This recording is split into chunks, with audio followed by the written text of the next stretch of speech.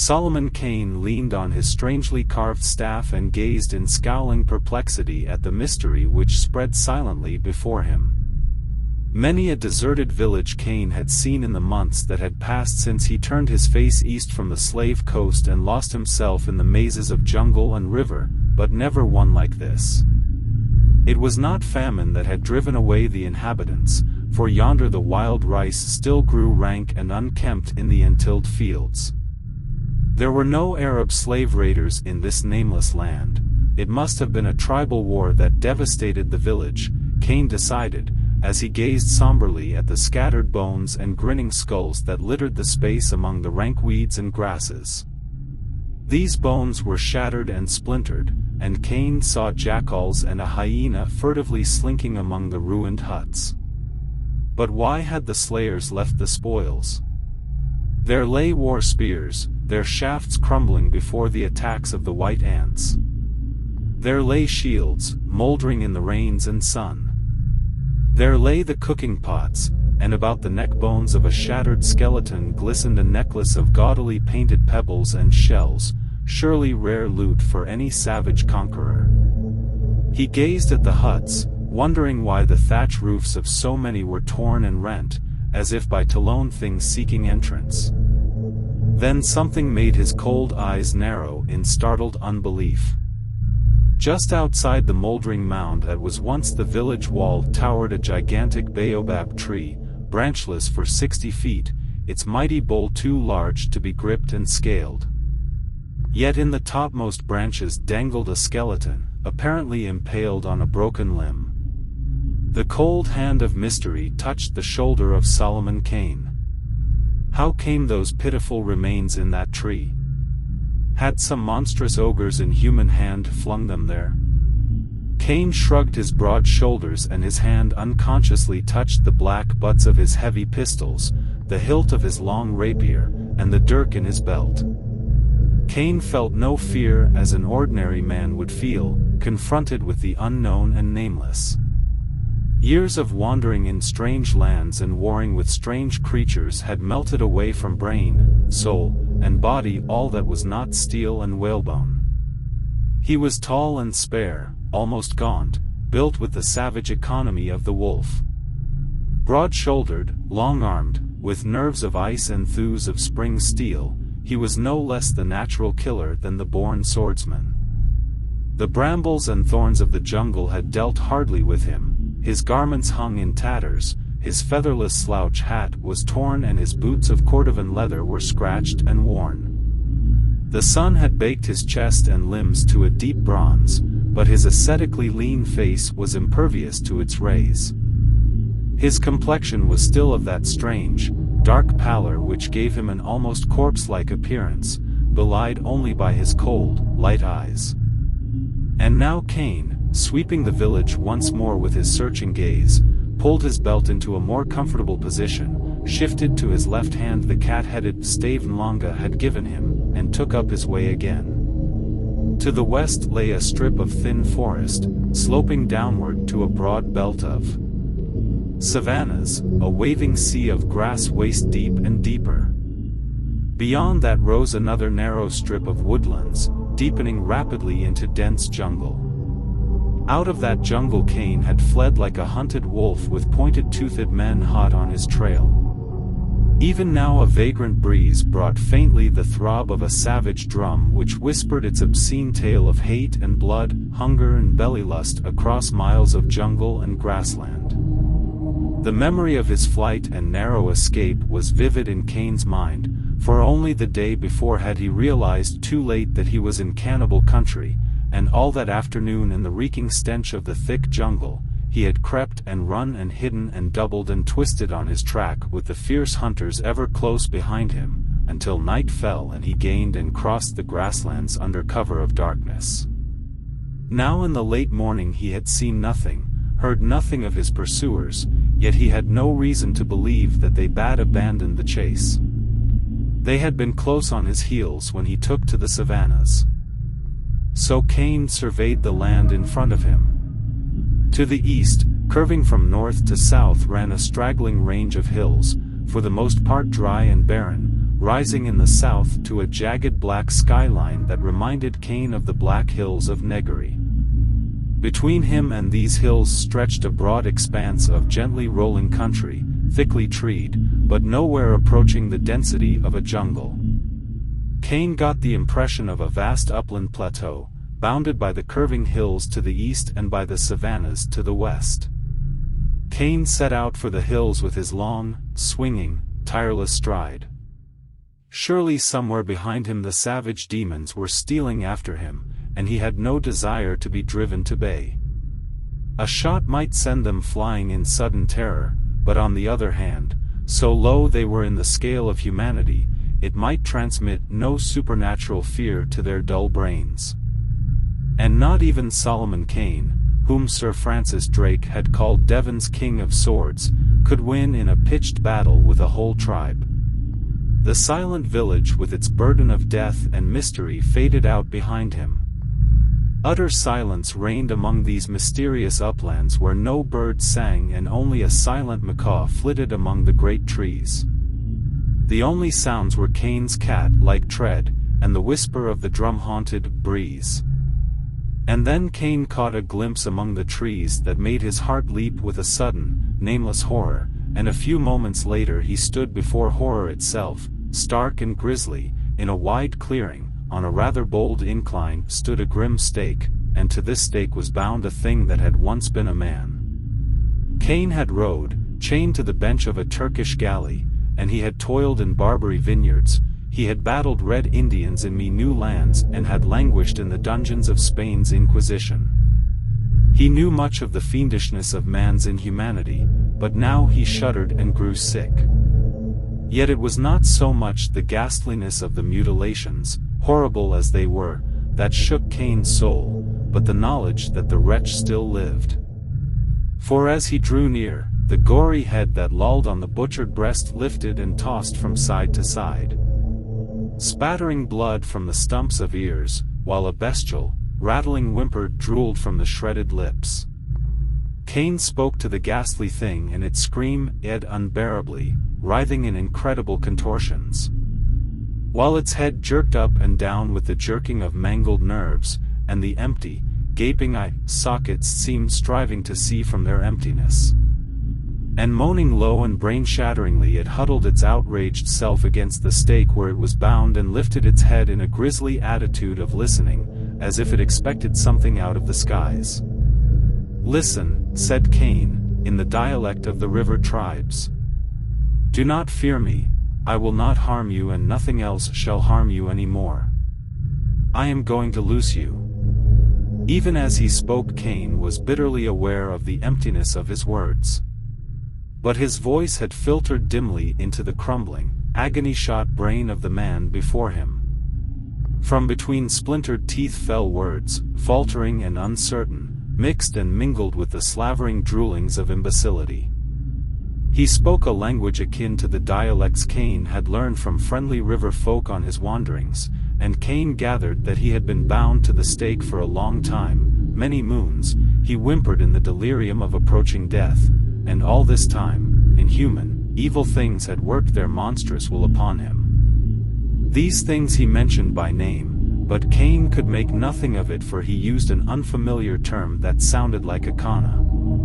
But these things had not bound him to the stake, for the torn wretch slavered the name of Guru, who was a priest and who had drawn a cord too tight about his legs, and Cain wondered that the memory of this small pain should linger through the red mazes of agony, that the dying man should whimper over it. And to Cain's horror, the man spoke of his brother who had aided in the binding of him, and he wept with infantile sobs. Moisture formed in the empty sockets and made tears of blood. And he muttered of a spear broken long ago in some dim hunt, and while he muttered in his delirium, Cain gently cut his bonds and eased his broken body to the grass. But even at the Englishman's careful touch, the poor wretch writhed and howled like a dying dog, while blood started anew from a score of ghastly gashes, which, Cain noted, were more like the wounds made by fang and talon than by knife or spear. But at last it was done, and the bloody, torn thing lay on the soft grass with Cain's old slouch hat beneath its death's head, breathing in great, rattling gasps.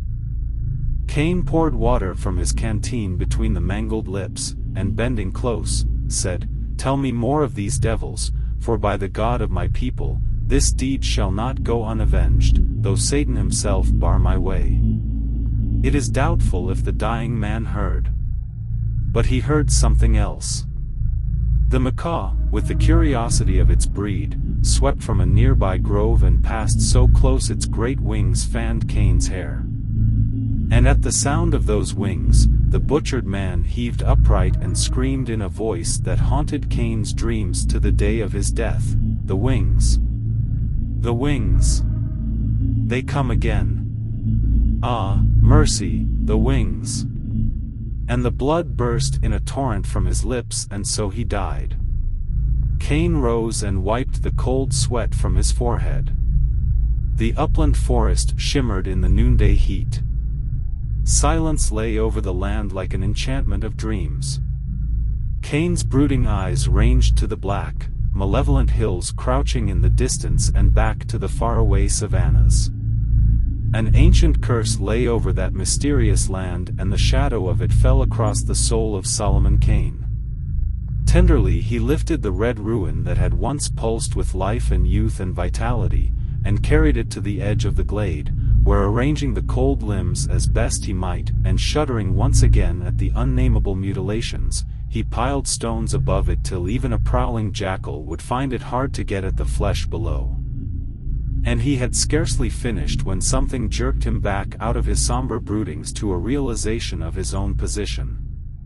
A slight sound, or his own wolf-like instinct, made him whirl. On the other side of the glade he caught a movement among the tall grasses, the glimpse of a hideous face, with an ivory ring in the flat nose, thick lips parted to reveal teeth whose filed points were apparent even at that distance, beady eyes, and a low slanting forehead topped by a mop of frizzly hair.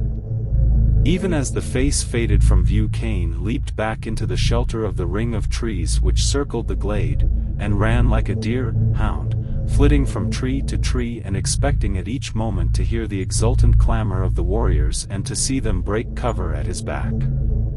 But soon he decided that they were content to hunt him down as certain beasts track their prey, slowly and inevitably.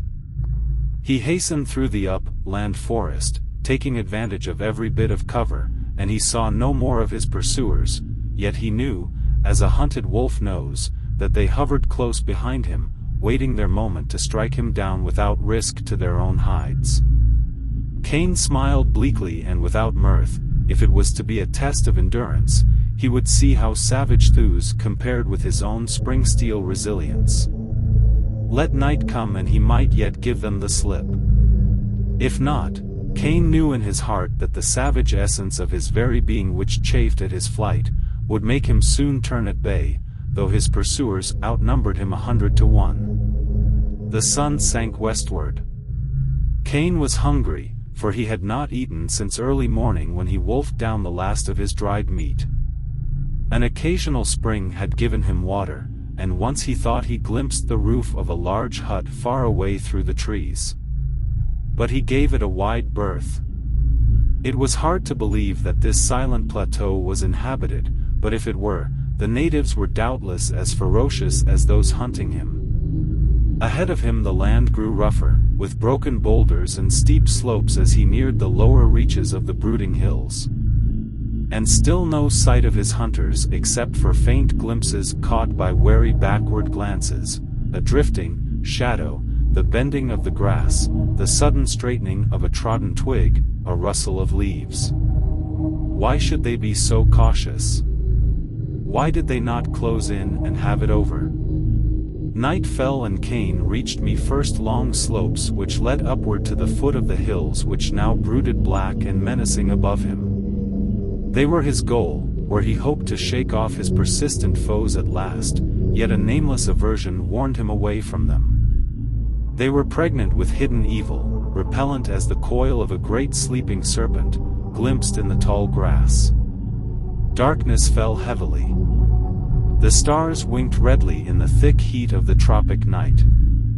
And Cain, halting for a moment in an unusually dense grove, beyond which the trees thinned out on the slopes, heard a stealthy movement that was not the night wind, for no breath of air stirred the heavy leaves. And even as he turned, there was a rush in the dark, under the trees. A shadow that merged with the shadows flung itself on Cain with a bestial mouthing and a rattle of iron, and the Englishman, parrying by the gleam of the stars on the weapon, felt his assailant duck into close quarters and meet him chest to chest. Lean wiry arms locked about him, pointed teeth gnashed at him as Cain returned the fierce grapple. His tattered shirt ripped beneath a jagged edge, and by blind chance Cain found and pinioned the hand that held the iron knife, and drew his own dirk, flesh crawling in anticipation of a spear in the back. But even as the Englishman wondered why the others did not come to their comrade's aid, he threw all of his iron muscles into the single combat. Close-clinched they swayed and writhed in the darkness, each striving to drive his blade into the other's flesh, and as the superior strength of the Puritan began to assert itself, the cannibal howled like a rabid dog, tore and bit. A convulsive spin-wheel of effort pivoted them out into the starlit glade where Cain saw the ivory hose ring and the pointed teeth that snapped beast-like at his throat. And simultaneously he forced back and down the hand that gripped his knife wrist, and drove the dirk deep into the savage wrists. The warrior screamed, and the raw acrid scent of blood flooded the night air. And in that instant Cain was stunned by a sudden savage rush and beat of mighty wings that dashed him to earth, and the cannibal was torn from his grip and vanished with a scream of mortal agony. Cain leaped to his feet, shaken to his foundation. The dwindling scream of the wretched savage sounded faintly and from above him. Straining his eyes into the skies he thought he caught a glimpse of a shapeless and horrific thing crossing the dim stars, in which the writhing limbs of a human mingled namelessly with great wings and a shadowy shape, but so quickly it was gone, he could not be sure. And now he wondered if it were not all a nightmare. But groping in the grove he found the juju stave with which he had parried the short stabbing spear that lay beside it. And here, if more proof was needed, was his long dirk, still stained with blood. Wings. Wings in the night. The skeleton in the village of torn roofs, the mutilated warrior whose wounds were not made with knife or spear and who died shrieking of wings. Surely those hills were the haunt of gigantic birds who made humanity their prey. Yet if birds, why had they not wholly devoured the torn man on the stake? And Cain knew in his heart that no true bird ever cast such a shadow as he bade seen flit across the stars. He shrugged his shoulders, bewildered. The night was silent. Where were the rest of the cannibals who had followed him from their distant jungle? Had the fate of their comrade frightened them into flight? Cain looked to his pistols. Cannibals or no, he went not up into those dark hills that night. Now he must sleep, if all the devils of the elder world were on his track. A deep roaring to the westward warned him that beasts of prey were aroam, and he walked rapidly down the rolling slopes until he came to a dense grove some distance from that in which he had fought the cannibal. He climbed high among the great branches until he found a thick crotch that would accommodate even his tall frame. The branches above would guard him from a sudden swoop of any winged thing, and if savages were lurking near, their clamber into the tree would warn him, for he slept lightly as a cat. As for serpents and leopards, they were chances he had taken 1,000 times. Solomon Cain slept and his dreams were vague, chaotic, haunted with a suggestion of pre-human evil and which at last merged into a vision vivid as a scene in waking life. Solomon dreamed he woke with a start, drawing a pistol, for so long had his life been that of the wolf, that reaching for a weapon was his natural reaction upon waking suddenly. His dream was that a strange, shadowy thing had perched upon a great branch close by and gazed at him with greedy, luminous yellow eyes that seared into his brain. The dream thing was tall and lean and strangely misshapen, so blended with the shadows that it seemed a shadow itself, tangible only in the narrow yellow eyes. And Cain dreamed he waited, spellbound, while uncertainty came into those eyes, and then the creature walked out on the limb as a man would walk, raised great shadowy wings, sprang into space and vanished. Cain jerked upright, the mists of sleep fading. In the dim starlight, under the arching Gothic-like branches, the tree was empty save for himself. Then it had been a dream, after all, yet it had been so vivid, so fraught with inhuman foulness. Even now a faint scent like that exuded by birds of prey seemed to linger in the air. Cain strained his ears. He heard the sighing of the night wind, the whisper of the leaves, the faraway roaring of a lion, but naught else. Again Solomon slept, while high above him a shadow wheeled against the stars, circling again and again as a vulture circles a dying wolf.